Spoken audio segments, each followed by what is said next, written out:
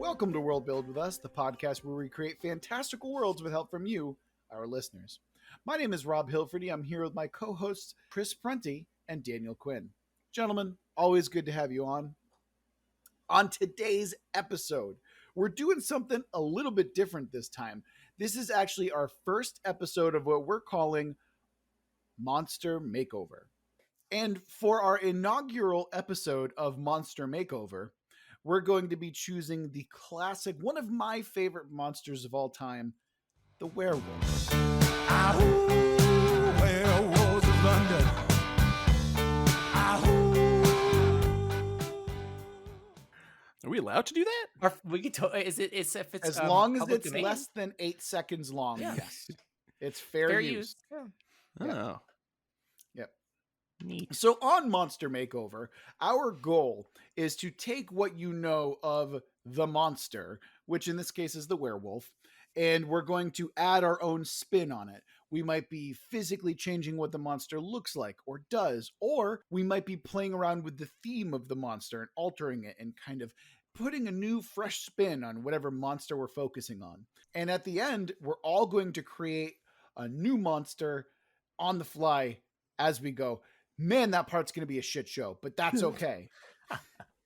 So before we get into our own unique spin on the werewolf, let's talk about werewolves a little bit because, man, they're really cool and I love them. And also, why are they so cool? Also, I just realized that we should probably explain what a werewolf is for those who Yes. don't know. Yeah. Jump cut. So that a one. werewolf is a folkloric monster. And if you don't know what a werewolf is, like what are you doing listening to this podcast? I feel like you've stumbled into a hole if this is your first. Anyway, a werewolf, also known as scientifically known as a lycanthrope, are creatures that can shapeshift between the form of a human and a wolf, and oftentimes in between some kind of mixture of the two. One that is essentially an anthropomorphized wolf. Now, they bite their victims, and those who survive become werewolves themselves. The werewolf myth originated in all the way back in ancient Greece and ancient Rome, where they saw werewolves more as a loss of humanity and kind of a loss to the warlike side of humans. So it's not like you were becoming a wolf literally. It was more like you were becoming an animal and giving in to the primal bloodlust within humanity's kind of natural self. So that's kind of like the real basic overview of what werewolves are. Gentlemen, let's talk a little bit what you like about werewolves. Daniel, go ahead. Well, because one, I love dogs, and they're basically scary dogs. But really, I think some of the qualities you have of a werewolf, probably the biggest one thematically for me is that they are connected in a way to the history of witch hunting. Fear of having something inside of you that the community is just reviles or is opposed to, and you having to hide that or being outcast from society because of it. So I think historically they kind of derive from that in terms of the fear, having some ugliness inside of you that is not appreciated and being othered. Absolutely. So Chris, I assume that your love of werewolves is strictly aesthetic, and mostly because is the wolf this will be good. your persona? I'm not going to comment on that. I'm just going to plow right through it. One of the things fuck off. One of the things that I like about werewolves is I do like the aspect that they are affected by the moon. I don't really know where that comes from, like why. I like the fact that they are affected by the moon. I like the fact that you can take a celestial body into it and have this kind of a cult. They are transformed by the moon. And I also like the fact that oftentimes werewolves are ignorant of the fact that they are a werewolf. Yeah, I think one of the great classic examples of that is something like An American Werewolf in London, where you kind of have an idea of what's happening, but the protagonist just ends up naked in a zoo a lot of the time. and he has no idea what's going on and is thoroughly confused. Then I think that points back to like the fear of losing control too, to like an instinct. So like metaphorically speaking, like you wake up and you don't really know what you've done, and you've been taken over by this other part of you that you're unaware of. Yeah, and I think that kind of goes along with the othering that you were talking about, where you feel such a strong compulsion to be who you are that you might not be able to quite understand it, and in that way, like that can be kind of reductively portrayed as, like, oh, that's you adhering to your less civilized self, even though that's not necessarily true. There is that kind of sense to it, or there's that kind of social stigma attached to it as well. Exactly. Yeah. One thing that I do want to point out is, as Daniel was saying earlier, there was, during the witch hunts and everything like that, there were also, besides witches, there were also a lot of werewolf hunting going around, and there's several authors who have wrote about the idea that witches and werewolves being on the lunar cycle, whether it be through menstruation or whether it be through just the lunar cycle for wolves and whatnot. I think that the unique connection there is fascinating. There's something about that to me that, like, as Chris was saying, there is real power in lunar cycles, and I think that there is some kind of connection there between the two.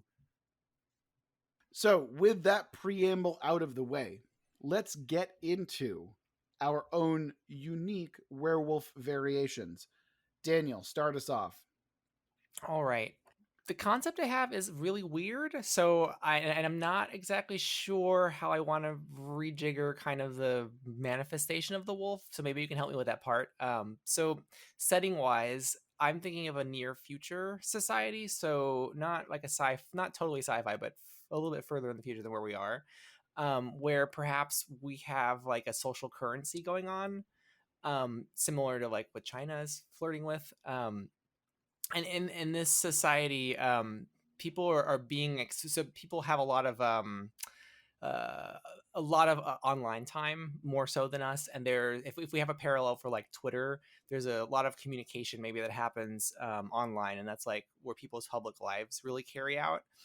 And so I'm imagining the werewolf or lycanthropic kind of virus is actually a meme or mimetic in some way, and it's transmitted through a bite, an online bite. And by that I mean, like, suppose you have a bunch of people who are kind of this anonymous herd online, and they're triggered by this mimetic thing, this whether it's an image or a message online, and they go after someone. So let's say kind of like if you're thinking of things like cancel culture, or if you're thinking of like like having a big online reaction to someone. So the anonymous crowd kind of like attacks this person, and it's deranged and vicious, and now they also are infected by this virus.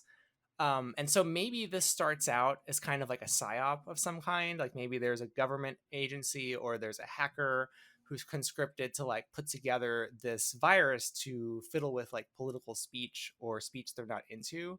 And so they're kind of like subconsciously organizing the horde online to squelch that speech with their message. But where I think the twist would be, and where the werewolf would arise, is that this virus suddenly takes on a life of its own offline, so that people start to have this vicious or deranged reaction when they're triggered by mutations of that message in the real world. And so then they enter kind of a bestial rage, like the wolf itself, whenever they're triggered like this. And then you can spread the virus physically too. So I'm thinking of a kind of a lycanthropy that starts off digital, becomes physical, and then gets out of control in a way that its creators weren't intending. And that trigger could change. Like maybe it was a message online, but once it translates into the physical world, the trigger, which would be like the moon, is a different thing in the physical world. So I love the idea. I have so many questions. I have so many Me questions. too. Okay. Yeah. Good. I'm disturbed but interested. Yes. Disturbed but intrigued. Yeah. I left it vague because I need help in fleshing some of this out. Okay. So futuristic setting, vaguely Mhm. futuristic setting. How is it physically transferred to the host? Sure. So I'm thinking in the beginning, let's say you have like a target. So let's say someone's saying something that the hidden person who's designed this virus doesn't want them to say. So the message might have been originally transmitted by, maybe it's an ad they see, or maybe it's like a meme they see, and the people who see it are now infected, right? But they don't know that they're infected. They're now werewolves. And when another message is sent to trigger them, so like that's the stand-in for the moon, they suddenly become vicious maniacs online and attack the target, right? Who then gets infected. But the twist is that once it translates into the physical world, and I don't know what causes that, now it happens like physically. So like when they're triggered, they suddenly become like violent and actually attack people, and then by bite it gets transmitted, or by whatever physical means. Okay, so there has to be. I'm imagining there has to be some kind of cybernetic implant type deal, or some kind of like physical jacking into a technological system, right? Like Oh, there has to be something if like you're that. asking on digitally, I mean like a literal psyop, like it's brainwashing in some way. Yeah. Not to take away the occult nature of the werewolf, you could still have it be a message that is being encrypted and showing some sort of either runes or in something that is traversing the mundane and kind of forcing this change into a werewolf. Yeah. See, my original idea was this is actually just an ad campaign gone horribly wrong. Yes, that's what I was thinking. Exactly. Yeah. Beastars season 5. Actually, what I'm kind of thinking is let's have it start with let's keep the trigger point some kind of an advertising Yeah. thing, right? But then let's corrupt that. Let's say that there's some kind of like I love the idea of like targeting some kind of cancel culture type thing. Mhm. So let's say that this group of people, in an attempt to cancel someone, corrupts the advertisement in some way, and that's how the infection starts, right? Like it's a hacktivist group. They fuck with the advertisement so it triggers something in people who have already been preconditioned. Yes, that's what I Yeah, had in mind. Yeah, like some kind of right. corruption of the original intent. Yeah, yeah. Right. So let's stick with that. And what can we do? Like, because I'm not seeing a physical transformation with this necessarily. This is more like a berserker rage type thing to Yeah. me. Yeah. And it's matter like I'm thinking of like a literal computer virus that's akin to, like, they call it Big Bad Wolf or something like that. And this is the result. So you're looking for what's the physical transformation once it gets to the real world. Not even necessarily, because I'm trying to stick with, because I see this more of as a thematic change, a thematic werewolfism, as opposed to something that is, like you're not getting bit, or are they is that actually how it's done, where they're physically bitten in the real world, and that is how it transfers from one to the other? It could go either way. So like originally I thought the original transmission of the disease was the digital attack. So when the group goes after that person and quote unquote bites them, they transmit the message and so that person gets infected. But then, when it translates to the real world, then it's actually physical biting and attacking like mobs or something. But if you Right. want to keep it in the digital space, it could just be like a digital transmission too. Well, I'm trying to marry the idea. I'm trying to figure out the physical manifestation of this werewolfism in the real world, right? Because digitally we can do whatever the fuck we want, but Right. if we're doing this in the real world, how does it manifest? How does a digital bite translate to a physical bite in the real world? And Is it a cop out to just do nanomachines or something? Because it feels like a cop out. I guess the question would be, how were they put, like the nanomachines put in originally, or like why, like how did they come into play? But it's doable. There's all the medical reasons that someone might need that, or new medications that people might develop in the near future. Maybe it has to do with the interface, to the way that they like engage with the social media like construct, like the physical interface. yeah, I'm thinking like almost along the times of like an integrated Google Glass or something like that. Yeah. Or nanomachines is basically a wizard did it, but for sci-fi. Yes. But that might not be a bad thing here. Like and it doesn't even necessarily have to be like a full integration of nanomachines, but No. like imagine something akin to a pacemaker or Yeah, like a something like cyber that. brain or something. Like you need the Right. device to interface, and that's what gets corrupted by the message. Right. And all it needs is like, you don't have to corrupt the entire physical body, because once that part gets, kicked on or whatever, it's now corrupting you physically, like slowly over time. Oh, I've got And it. I think I've got it. Medication. hold on. I have one point. Oh, sure. So what you could do is like, maybe it's kind of like a buildup of chemicals or a buildup of something, and then that transformation is the release, and that's why it's on a lunar cycle, is that it takes time for these like this machine to build up enough inside of you, and then eventually you just snap and you transform with air quotes, and then you're good for another lunar cycle because you've expended whatever that kind of enzyme inside of you has built up. You got the poison out. Yeah, It's endorphins is what you're saying. Like basically maybe the device that's put in people like is so that they can get endorphins for interacting with different social spaces. So like, when you do the right things online, you get a little shot of endorphins, or when you do the right ads if you engage with the right ads, it gives you a shot of endorphins. So people are addicted to it. And it's the corruption of that device that overloads your system and then like makes you into a monster. Not to bring something else into it, but say that the future of medicine, of mood stabilizers, SSRIs, and everything. What if there was an implant where it would synthesize that inside your body based on the prescription that your doctor would write you elsewhere? Oh, so like the inverse, like people are overly medicated because of the web. Correct. And then from there, it corrupts you, and it will, instead of giving the medication for everything from the cold to depression, it starts being like, what if we were to up your adrenaline levels and your testosterone, and also just, give you some of this and some of that. We only give you dopamine when you're causing someone pain. Oh yeah. Yeah, like when you're taking down the target. Yeah. Oh man. Yeah. Okay. Yeah. Like there's like, it basically drives people into a blood frenzy. Yes. Yeah. And I love the idea of a target, where it's like, oh yeah.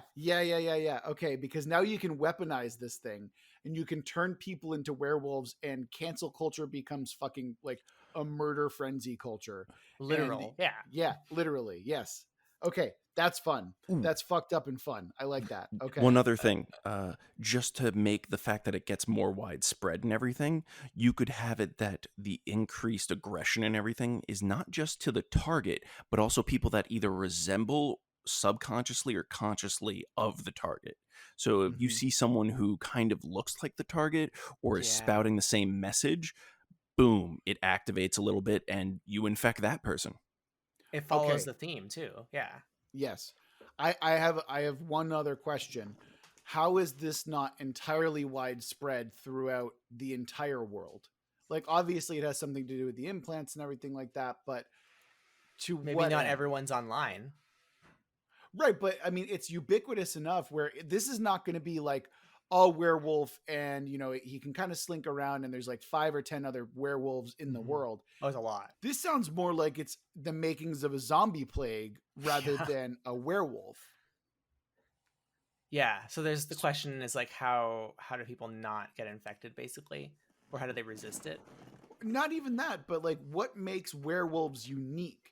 What about them and their makeup is different, or something like that? Like what's the trigger point, as opposed to, because with werewolves, right? You get bitten by a werewolf and that's your transformation. Yeah. Digitally, I imagine that transmission is much, much faster. So we have to kind of, I like the idea that digitally it's transmitted very, very easily and very fast, but there's something physical that is different about like that makes a werewolf. Sorry. I was just saying, like, maybe the target doesn't get infected digitally, but once it translates to the real world and like a mob attacks someone, that's when infection transmits physically, and you make werewolves that way. Extrapolate on that. So like, this was originally a weapon to work against particular types of speech, right? Digitally. And so taking out the target doesn't cause infection. It was just you're frenzying a bunch of people online to like squelch them, right? But when it translates into the physical world, when you're like taking over their adrenaline and they're becoming maniacs and they actually attack people, that's when it actually turns into infection, and then those people become followers again, or werewolves. There's one important thing that I think we can touch on. Rob, you were wondering how it wouldn't get super like zombie style plague infecting most of the world. What is their silver bullet? What prevents it, and also what can get rid of it? That's a great point. That's an excellent point. And I don't have an idea. I don't know. Maybe does it need to be a digital solution as well? I don't know. Silver firewall. Well, let's talk about the thematics of the werewolf, right? Like werewolf, werewolfism often represents change, and often represents, a loss of humanity, or a recidivism of some kind in a lot of ways. Maybe in this case that is the protection, or maybe that is the kind of I don't know. I'm grasping here because man, there's some cool ideas, but I'm just not sure where to go with it. So silver depicts purity, and what would be purity on an online presence? Twitter. Well, I'm sorry, what? Well, Twitter's seeking like a false purity, right? Yeah. No, it's pure filth. Yeah. Right. Okay, so yeah, I guess silver is representative of purity, but we kind of understand in a modern sense that there's no such thing, right? Like, so we kind of understand that is a false, as Daniel was talking about, a false purity. Damn it! No. I feel like we're on the cusp of something really cool.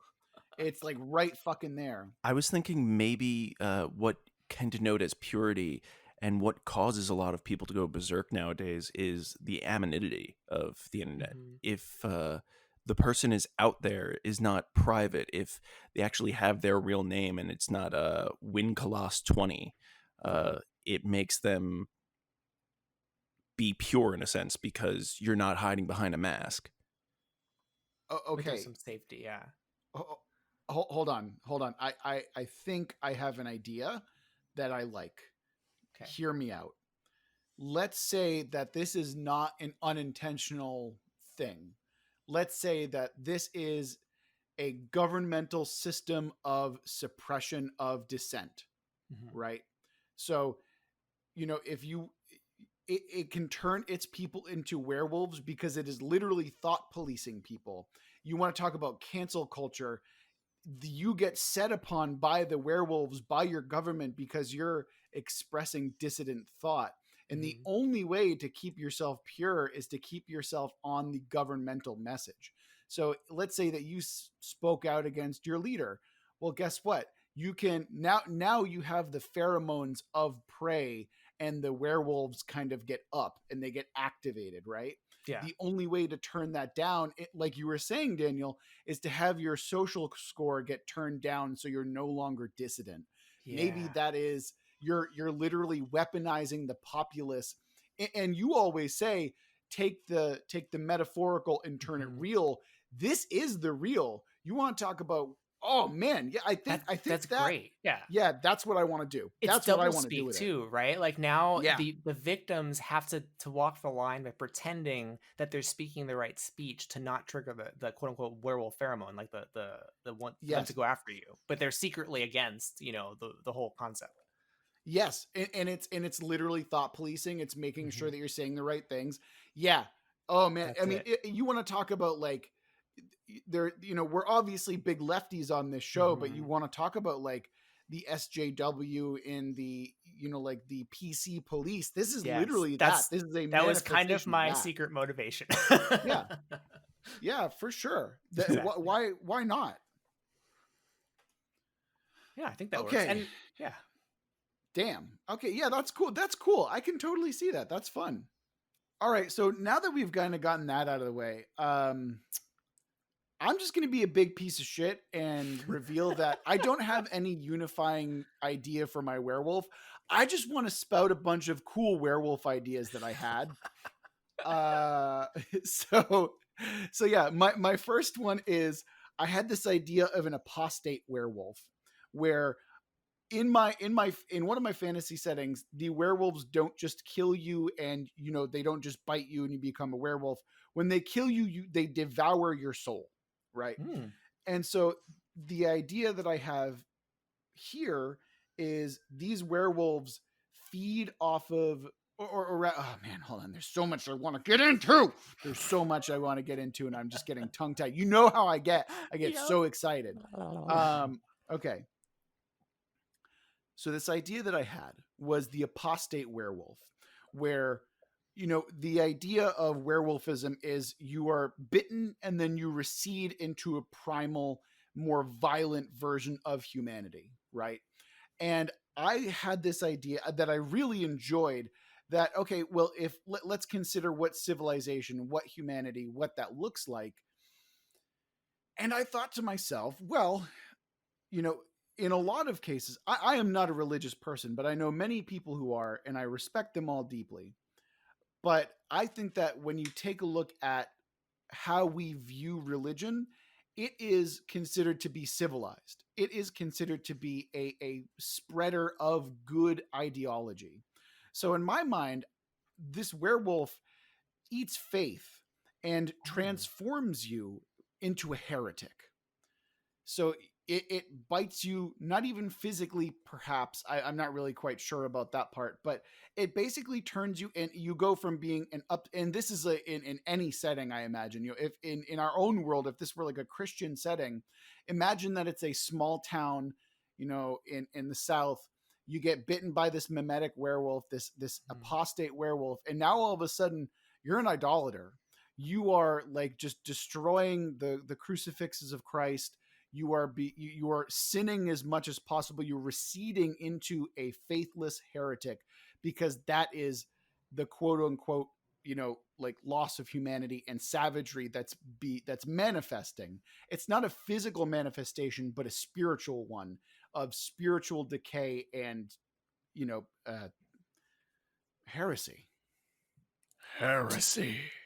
Do they become is the loss of faith mirrored to their whatever faith they had? So for example, say I was like my faith had to do with hedonism, right? Does it become the inverse, or do I just kind of descend into a total nihilism? Like, what does it take into account, like your existing faith?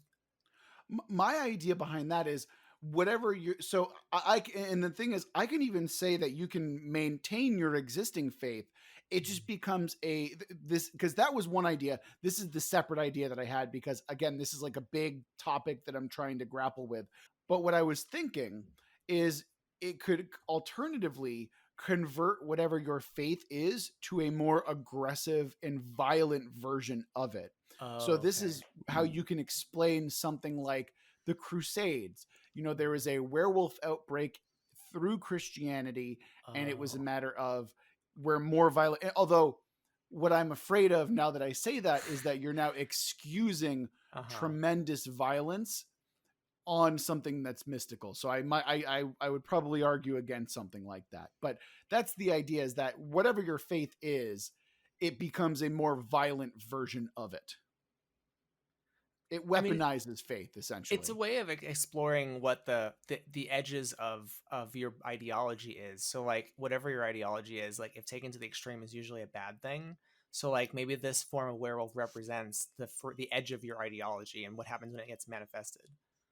Or your faith, like we were saying, like the edge of maybe like the Christian faith in when you're talking about a crusade is manifested in like zealotry, right? So maybe like the edge of like some kind of totally scientism, the absence of, let's say, belief in the supernatural world, becomes like genetic experiments on humans because you've lost all empathy. That's the kind of manifestation it is.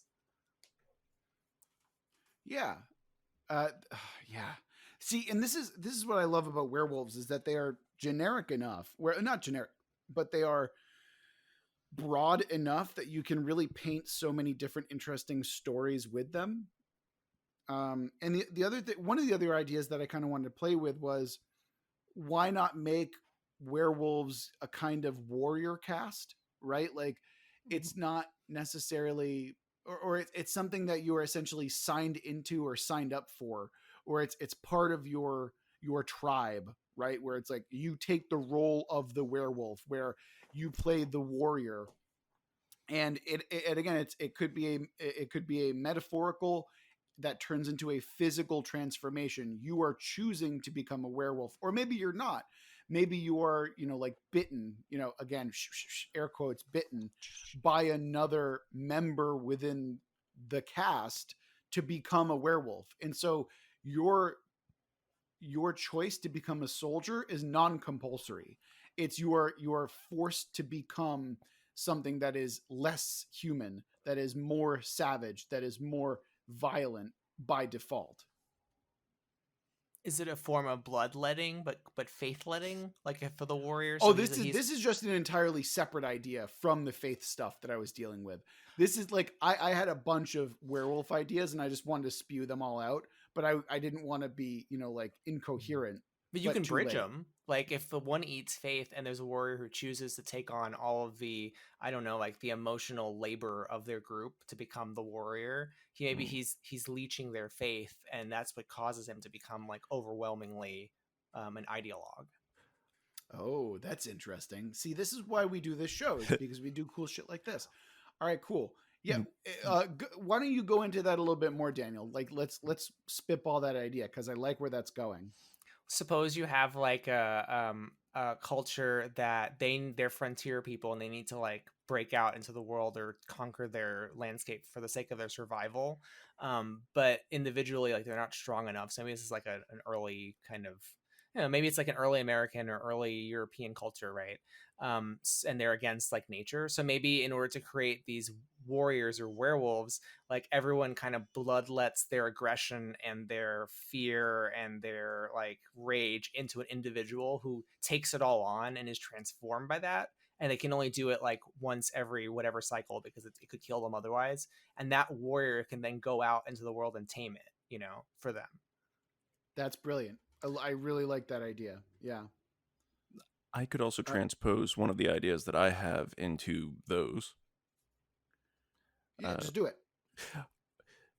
Once again, going back to the fact that I really like the phases of the moon, the moon playing a role into werewolves, I wanted it to be that the werewolves were in a permanent state of whatever form they're in, and it correspond with the phase of the moon that they were either born or bitten under. And it would also decide their caste and society. I was thinking of a more tribalistic wolf pack, as it were. And I had it that the leaders were ones that were born under a day of an eclipse, or people who were seen as great leaders. The warriors were full moon, and then everything else was kind of divided into either social jobs or civil jobs. Oh, so it's like their rarity it depends on the face of the moon. So like the eclipse one is really rare because it happens. So they're in the highest leadership. Correct. This sounds like astrology, but with the dial like turned all the way to 11 and then snapped off. Correct. Like, I even wanted it to be that people born under a new moon were kind of seen as outcast. And even if they're not guilty of anything, I wanted it to be where it's just like, yeah, we don't trust them. Why? They were born under a new moon. And so people who are from outside that culture are just like, I don't get why they treat these people like shit. They seem normal. Are those the real werewolves? So in this instance, everyone was a werewolf. Okay, so they'll transform. Yeah. And the other thing that I was on the fence about was, depending on which phase of the moon or the cycle of the moon, because you can get deeper and deeper into it, it would determine whether or not they were full-on canine-looking, a giant like dire wolf, or a werewolf, or even like a small dog.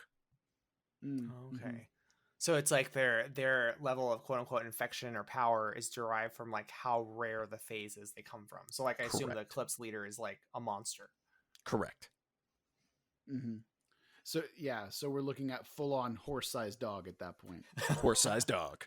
That's Yeah. what I want. I want that as my pet. Yeah, but no, because That's a work animal. Yeah. See, Yeah, but no. well, no, because people think they want large versions of animals, but then when they exist, they're called tigers. And man, you don't want to fuck around with tigers, do I'll you? have A you know, tiger I can watched a hold its own thing. documentary where one man Yep. took his love of large cats and made it I will into a never business. recover from this financially. Yeah. Oh my god. All right. What All did right, she so- used to say in that show? How's everyone doing? Cool cats And was kittens. it kittens? Oh God. Hey, cool cats and kittens. There you go. Yeah. Yep. Oh god damn it. We went there.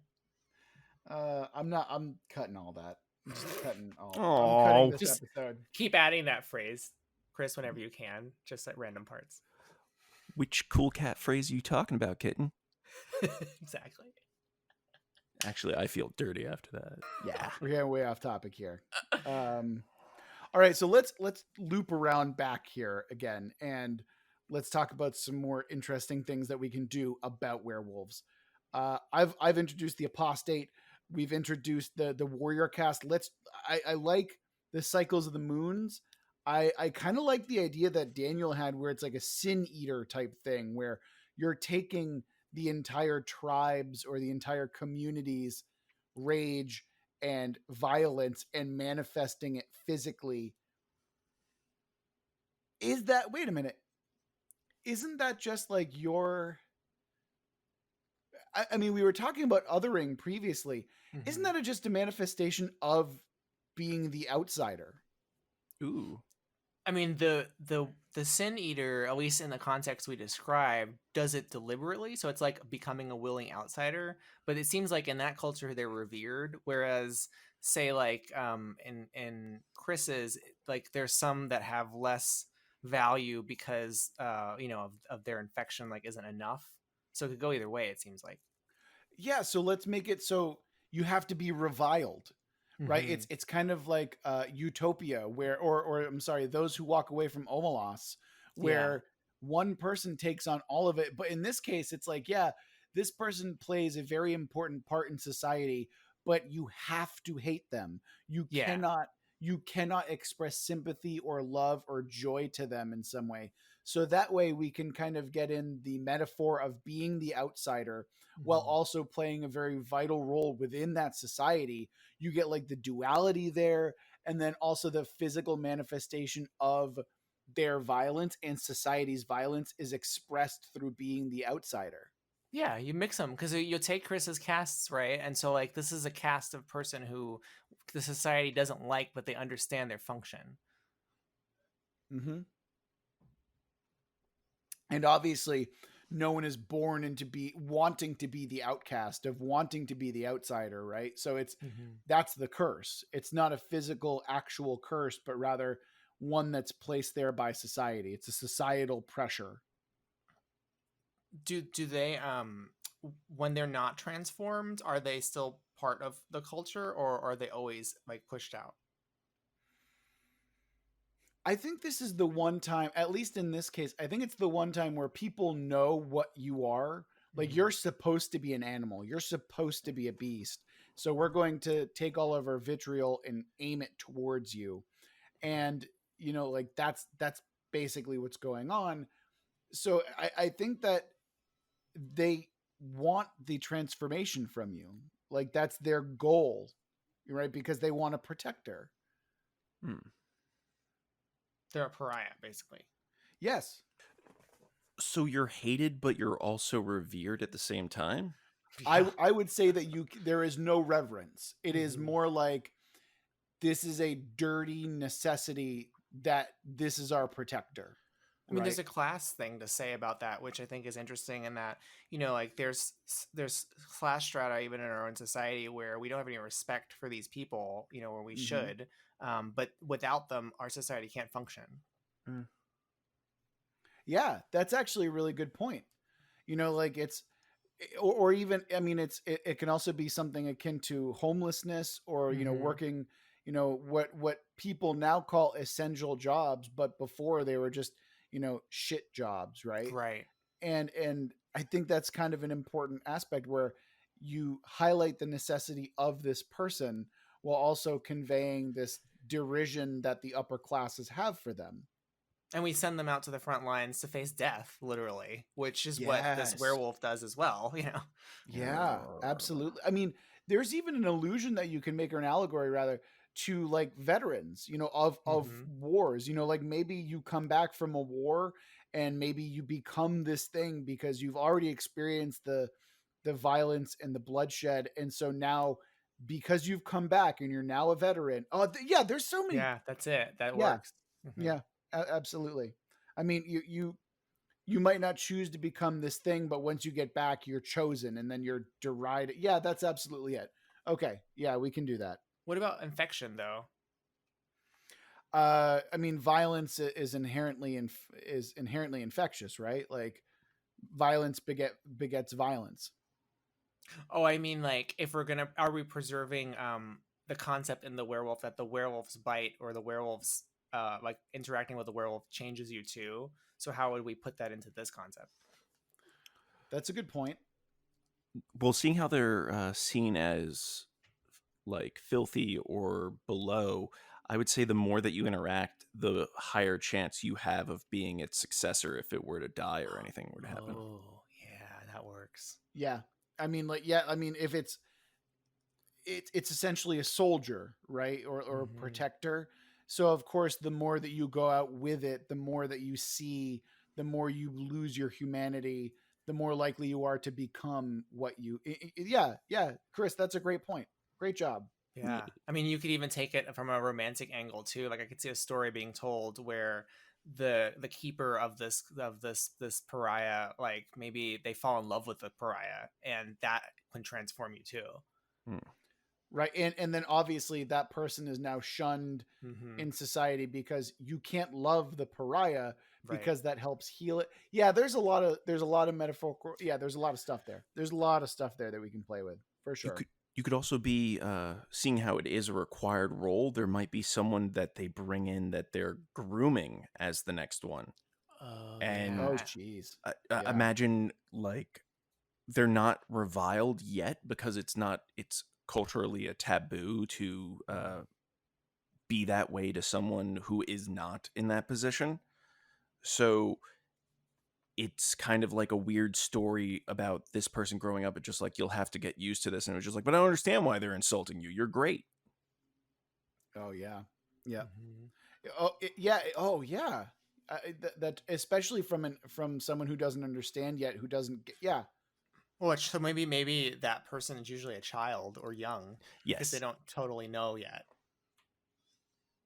I could see another version of that story where you have the pariah who knows what's going on, has accepted its role in society, and knows it can't go back, but they're always paired with a younger like one to replace it, and so they have to go out into the wild with it, and that's what slowly changes them, and it's too late I, once they realize it. I'm getting a real Blood Meridian vibe, like cycle of violence type thing. That, or Mhm. like Lone Wolf and Cub, which is, or Yeah. you might know it as like Road to Perdition, where Mhm. that person might do their best to protect that person from becoming the monster, but just by being in that person's presence, they become more aware of the violence of the natural world. Yeah. Right. Okay, that's enough of my blathering. Chris, what was your cool werewolf idea? You mean my other cool werewolf idea? Yes, Well, I did the phases of the the lunar one. moon Yeah. one. What? What? Oh, I'm sorry. So your whole concept was the caste society based on lunar phases? Correct. I wanted an entire Yeah. culture based around that.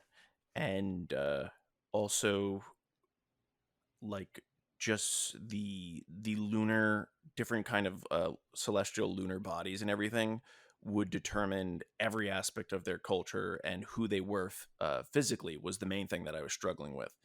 I I'm not sure if you know the Khajiit in Elder Scrolls.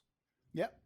So there was a very big, I think, solar aspect to them, where there was like the main leader that was called the Main, and each person in there would have a physical body that would be depicted based on when they were born. And it caused a really weird kind of dynamic of where every now and then you would get like two intelligent people, and then they would have a child that would end up being the equivalent of a large tiger, and it would just be used as a workhorse. Oh, jeez. Yeah. I bet you know what you could do with your lunar setting there and what you just described. Like, what if you inverted it a little bit? So, like, maybe the society is kind of magical and that everyone is born with a phase, right? And the phase lets them turn into a type of animal. But the eclipse, rather than being the leader, is the one who can't transform, and that's the pariah. Like, he has to adopt the animal natures of all the others and then become an even worse monster that they send out into the wild.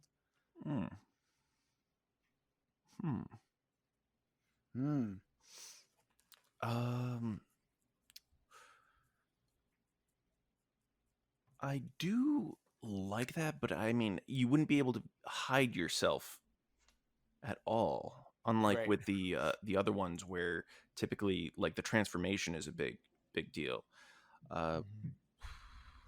What if you had it, if it was one that could transform into all of the forms? Oh, that's even weirder. I like that. And maybe from that you might learn something, that even though that those are born differently, they do have their kind of own intelligence and language. And then if you want to take the social aspect of that, it was just like, oh wow, we're enslaving all of these things that we just treat as animals, but they have intelligence. Yeah. So it has this weird plurality to it that freaks them out. Yeah. Ooh, and also that could be an interesting story, because say that you're born and people just instantly assume that you won't have an intelligence that's above a dog.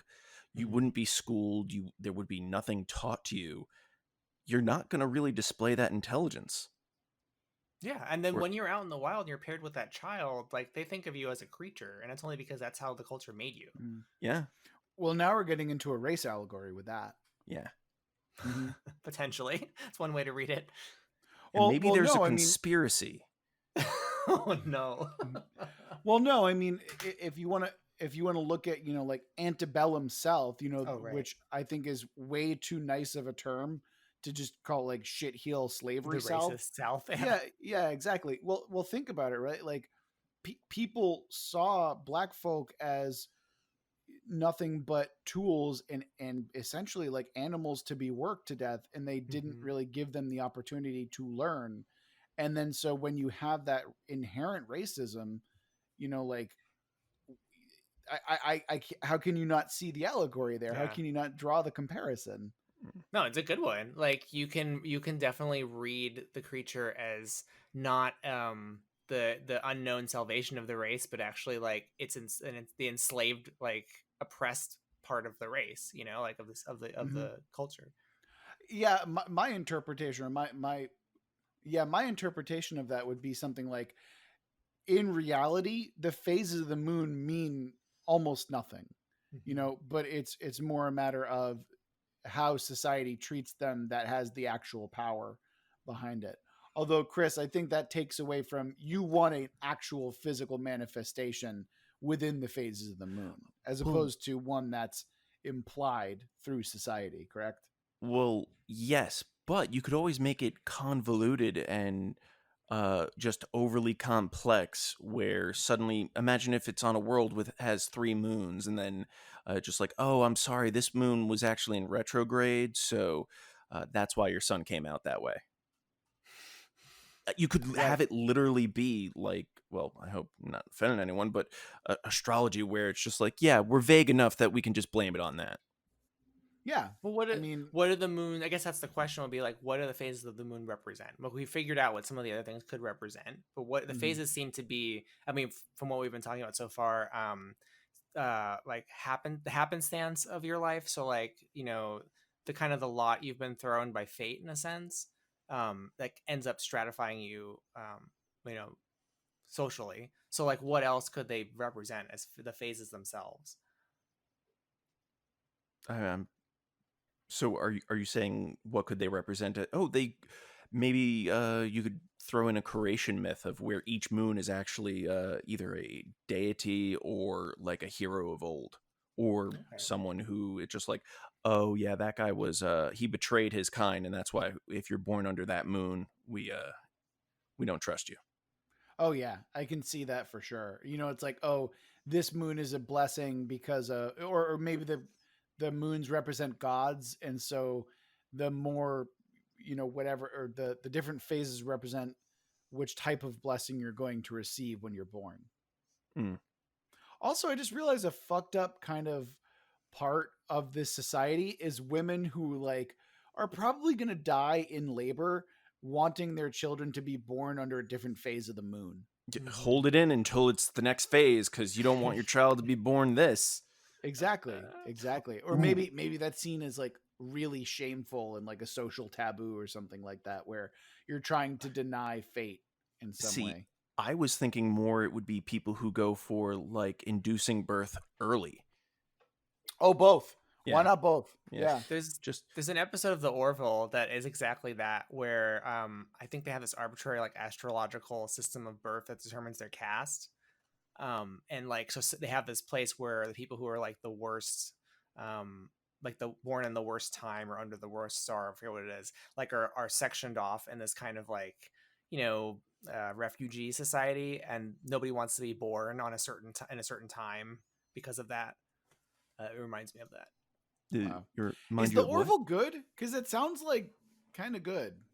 The Orville is really it's not terrible, but it's better than any of the new Star Trek stuff. That's not saying much, Daniel. I mean, That's not saying much. I gave it a thumbs up because after seeing all the trash that was put out from Star Trek lately, it's like amazing compared to that. I love the way that you could really hear and feel the venom when you said trash. Like, I really appreciate that. I mean, did you see it, Chris? Like, I thought it was a decent take on what Star Trek is supposed to be about. Yes, I feel like it has a bit more comedy, but I think Mhm. you need that in this day and age. It's Yeah. just I don't know, a product of its time. But the fact that it has the commentary and the political stuff is what I really felt was lacking from others. Yeah. The only shitty thing I think the shittiest thing about it is the captain. I think is like he's a terrible character, but otherwise, like I like the crew and everything.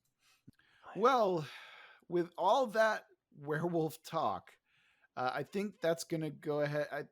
I think that's just about going to wrap it up for us. You have been listening to Worldbuild with us. Thank you so much for listening. If you have a cool idea that you want to send us and you want us to create an episode about, please send that to worldbuildwithus@gmail.com, or you can go ahead and send us a DM or an open-faced tweet on Twitter at Let's Worldbuild. My name is Rob Hilferty, here with Chris Prunty and Daniel Quinn. Remember that we love you very much, and we're going to get through it together.